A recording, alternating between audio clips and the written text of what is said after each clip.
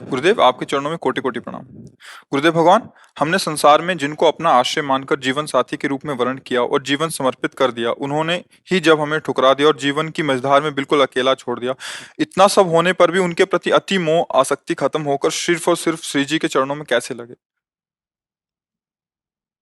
एक बार मार्कंडे जी के आश्रम के पास सुरथ नाम का एक वैश्य और एक राजा दोनों आपस में मिले।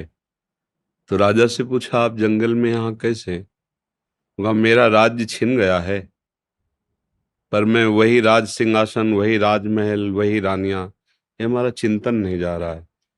मुझे राज्य मिले इस बात के लिए तो मैं दुखी नहीं, पर मैं अपने परिवार को नहीं छोड़ सकता। और रोने लगा। फिर पूछा, आप क्यों इधर जंगल में? तो उनका, मेरे बेटे ने मुझे पीट के निकाल दिया, सारी संपत्ति छीन ली, पर मेरा मन उसी के लिए तड़प रहा है। वो भले मुझे पीटे, पर मैं अपने बेटे, बहू, परिवार को नहीं छोड़ सकता। बोले, तो बड़ी विचित्र हम दोनों की दशा है कि वो हमें छोड़ रहे हैं, वो हमें ठुकरा रहे हैं, और हम उनके लिए रो रहे हैं। ये क्या है? तो राजा ने कहा, पास में मार्कंडे जी का आश्रम है, हम लोग उन महापुरुष के पास चलते हैं और अपना निवेदन करते हैं। तो जाके प्रणाम किया और अपनी बात दोनों ने रखी। तो मार्कंडेय जी ने कहा, ये भगवती माया का प्रभाव है। अगर भगवान की ऐसी प्रचंड माया ना हो तो सब परमानंद में मगन हो जाएं। ये माया ही, वो हमें धोखा दे, वो हमें ठुकराए, पर हमारा मोह, हमारी ममता उससे बिलग नहीं होती है। अब उससे हटने का एक ही उपाय है, साधन को हरिभजन है, कै सत्संग सहाय। अगर हम सत्संग सुने तो सुनते सुनते बुद्धि पवित्र हो जाती है और फिर निश्चय होने लगता है।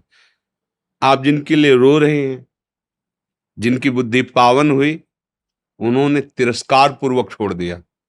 रत्नावती जी, भक्तमाल में चरित्र है, पढ़ लीजिए। रत्नावती जी पूरे रानी के जैसे सुख होते हैं वैसे ही रानी थी, वैसे ही सुख में मगन थी। कोई हरि भक्ति, कोई भजन, कुछ नहीं। और राजा भी अत्यंत प्यार करते थे।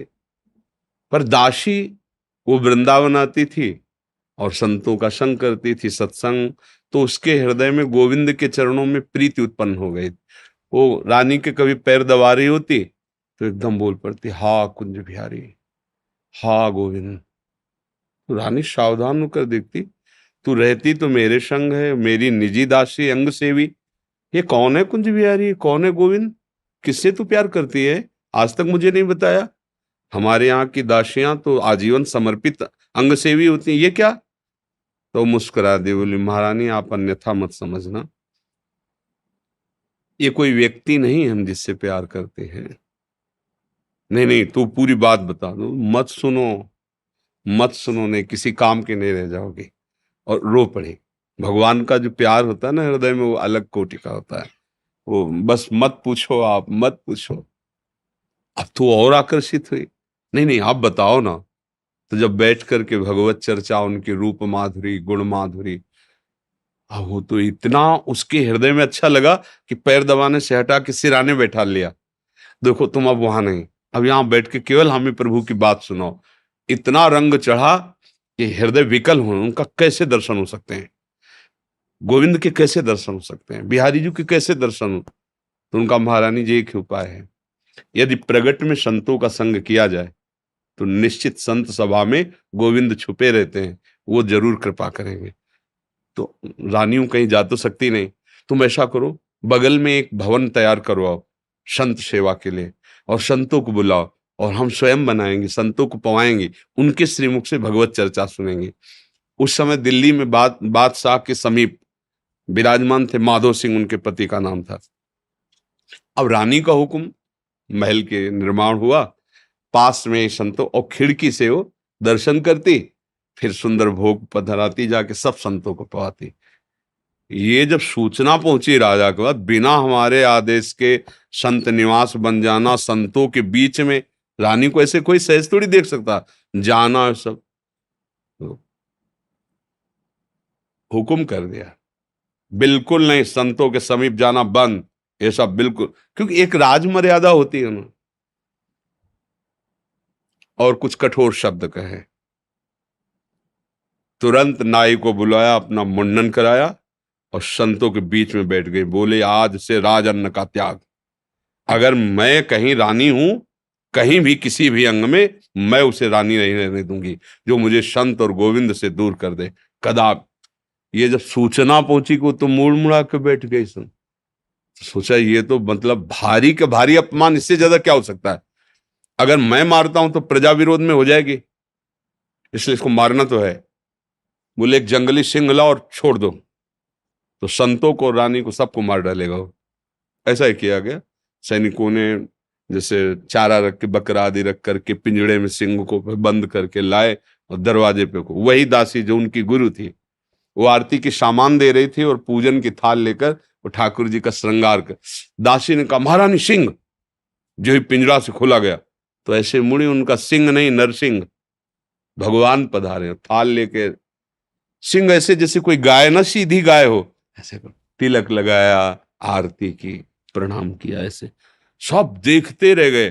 फिर लौटा सिंह को मारी छलांग, तो जो ऊपर बालकनियों में खड़े देख रहे थे ना मान सिंह के आदमी, फाड़ के फेंक दिया और गुर्राता हुआ भाग गया। अगर हम अपनी भक्ति के रंग में आ जाए तो फिर हमारा ये माया मोह संसार नष्ट हो सकता है। अन्यथा हमारे शब्द तो जरूर अच्छे नहीं लगेंगे, पर सही पूछो तो कृपा है जो असलियत का पता चल रहा है। यहाँ कोई किसी से प्यार नहीं करता। अपने सुख स्वार्थ की जब तक पूर्ति लगती है, हमारा मन जब तक राजी है, तब तक हमें आपको प्यारे कहते हैं, अपना प्यारा बना लेते हैं। और जब हमारा मन कहीं और राजी हो गया तो आपकी तरफ देखते नहीं। संसार का ये स्वरूप, पर मेरे प्रभु का ऐसा स्वरूप नहीं है। सबरी मैया कोई ऐसा थोड़ी बहुत रूप ऊंचे कुल की, ऐसा नहीं था। सबर जंगली जातियों में आती है उनमें, लेकिन भगवान की भक्ति से बड़े बड़े ब्रह्म ऋषियों के आश्रम में भगवान नहीं गए, सबरी माता के। भगवान ये सब संसार यही सब देखता है, तुम्हारा रूप, तुम्हारा गुण, तुम उसके काम लायक हो कि नहीं हो। अगर स्वार्थ की पूर्ति लायक नहीं हो तो कोई भी हो, हट जाओ या वो मार डालेगा। संसार का स्वरूप है, कोई न कोई नाटक करके तुम्हें नष्ट कर देगा संसार। लेकिन हमारे भगवान कैसे भी नीच, पतित, अवगुणी, कुरूप, बिल्कुल मूर्ख कैसा भी हो, भगवान उसे अपनी गोद में ले लेते हैं। तो एक ही उपाय है, भगवान के चरणों का आश्रय लेना, वही परम पति हैं। देखो मीरा जी ठसक से कहती, मेरे तो गिरधर गोपाल दूसरा न कोई। और ये कभी धोखेबाज नहीं है, कभी धोखा नहीं। हम सही कहते हैं। अगर हमें जैसे बचपन से लगे रहे ना, हमें बात समझ में नहीं आती ना, तो हम ये जरूर माइक से कहते हैं कि भाई देखो, भक्ति करना ठीक है, पुण्य है, मंगल है, लेकिन हम अपनी छाती की बात कहते हैं। अभी तक कमी हमारी और कृपा उनकी डुबो रही है। बस अगर कहीं कमी है तो हमारी कमी है, उनकी तरफ से कृपा ही कृपा, दुलार ही दुलार है। ये सच्ची मान लो। अगर कोई प्यार करने वाला है तो प्रभु है। आप कहोगे दिखाई नहीं देते हैं, आपने अपने को देखा है क्या? अगर प्रभु से देखने पर ही प्यार करते हो तो आप अपने से प्यार करते हो ना? देखो ना, आप अपने से प्यार, आपने अपने को देखा है क्या? आप तो शरीर को देख रहे हैं, बिना देखे भी आप अपने को बहुत प्यार करते हैं। आप अपने आप को बहुत प्यार करते हैं। अगर ये पता चल जाए कि हाँ कैंसर हो रहा है और आपको क्षति पहुंच जाएगी, तो आप यहां से कटवा देंगे। अपने आप से ज्यादा प्यार आप किसी को नहीं करते, टांग कटवा देंगे आप। अगर ऐसा लग जाए कि अपने को बहुत अशांति, जीना मुश्किल है, अब क्या करेंगे, कैसे मुंह दिखाएंगे, तो आप जहर खा लेंगे, फांसी पे चढ़ जाएंगे। मतलब समझिए, पर आपने अपने को देखा नहीं, जाना नहीं, फिर भी आप बहुत प्यार करते हैं। जो कुछ भी प्यार करते हैं अपने लिए करते हैं। अपने आप से बढ़कर आप किसी से प्यार नहीं करते, पर आपने अपने आप को नहीं जाना, तो फिर तुम उन्हीं के अंश हो। जब तुम अपने को नहीं जान पाए, तो जैसे अनजाने में आप भी अपने से प्यार करते हो, ऐसे ही शुरू कर दो प्यार प्रभु से, और उनके तुम हो, वो सामने आ जाएंगे पक्का। ऐसा नहीं है तो अब विमान से उतरते हैं, ऐसे दोस्त की तरह मिलते हैं भगवान। पर बस यही है कि जैसे आप कहो कि हम राष्ट्रपति से हाथ मिला के आ रहे हैं, प्रधानमंत्री से हाथ मिला, तो गांव का आदमी से प्रधानमंत्री से तुम कैसे मिल सकते? क्यों नहीं मिल सकते? भारत के नागरिक है, हम अधिकार पुष्ट करें अपना, और जरूरत दिखाएं तो हमें मिला दिया जाएगा। ऐसे हम अधिकार पुष्ट करें और चाहत हमारी प्रबल हो तो हमें भगवान मिल जाएंगे। वहां तो किसी की सिफारिश की जरूरत नहीं, खुद हमारे हृदय की बात सुन रहे। एकमात्र भगवान के चरणों से ही हमें शांति मिलेगी, वही हमारे हैं। दूसरा तो सब छल हो रहा है, माया का पर्दा पहन करके हमारे साथ छल किया जा रहा है, हमारे समय को नष्ट किया जा रहा है। सत्य बात है, न हम स्त्री है न पुरुष हैं, हम भगवान के अंश हैं और उनका भजन करके उन्हीं को प्राप्त हो जाए, यही हमारे जीवन का लक्ष्य है। हम तो बड़ी कृपा मानते हैं, जब प्रतिकूलता मिलती, कोई अपना नहीं होता ना, तब कृपा समझ में आती है कि बहुत कृपा है, नहीं तो इस मोह जाल में फंस कर पूरी जिंदगी बर्बाद हो जाती है। अब सावधान हो जाओ, अब निकल जाओ। पर इधर का रास्ता चलना थोड़ा कठिन है, इसलिए कुछ भी हो जाए फिर इधर नया चुन लेते हैं, नया मित्र चुन लेते हैं, नया घर चुन लेते हैं, नया वर चुन लेते हैं। भाई इधर ही वो खोज शुरू की है ना अनंत जन्मों से, वो ये नहीं समझ पा रहा कि अंदर बैठा है, कह रहा लौट आओ, हमसे मिल लो। पर हम लोग बाहरी खोज कर रहे हैं और वो अंदर ही बैठा है, घर के अंदर प्रीतम बैठा हमारा इंतजार कर रहा है, हम दरवाजे के बाहर भटक रहे हैं, उसको खोज उसी को रहे हैं। जो सुख है, जो शांति है, जो आनंद है, वो प्रभु ही हैं, उन्हीं के लिए हम खोज रहे हैं। पर उनको ना मानकर, ना जानकर, अन्य रूप अन्य भावों में, इसीलिए हमें शांति नहीं मिल रही। मुझे लगता है नाम जप करो, सत्संग सुनो और प्रभु को अपना मानो, फिर वो जैसे जीवन निर्वाह करवाएं उनके ऊपर छोड़ दो। वो चाहेंगे पति रूप में मिल जाएंगे, मित्र रूप में मिल जाएंगे, वो जो चाहे जैसे चाहे, पर अपना जीवन का भार उनको दे दे। ये संसार कपटी और छलिया है, यहाँ कपट और छल ही मिलता है। प्रेम तो कोई भगवत कृपा पात्र जनों को ही समझ में आता है, नहीं तो कहाँ प्रेम। अच्छा, वो कौन सा मैरिज कहते हैं, लव मैरिज, लव माने प्रेम का विवाह, इससे बढ़िया और क्या बात होगी। भाई पहले तो गांव में था कि वर दूल्हा को नहीं दे, मतलब वर दुल्हन को नहीं देखा, दुल्हन दूल्हा को नहीं देखा। ऐसा नहीं था कि वो लड़की लड़का देख के बाद के ब्याह होता हो, ऐसा पहले नहीं था। गांव में तो माता पिता तय कर लेते थे, हो जाता। मतलब प्रेम का मतलब आपने चयन किया दोनों ने मिलकर, ये तो बढ़िया बात है ना। अब आपका मन मुटाव तो होना ही नहीं चाहिए, क्योंकि दोनों ने प्रेम विवाह किया, मतलब दोनों ने चयन किया, और 1 साल बाद तलाक हो जाता है। भाई कैसा प्रेम विवाह।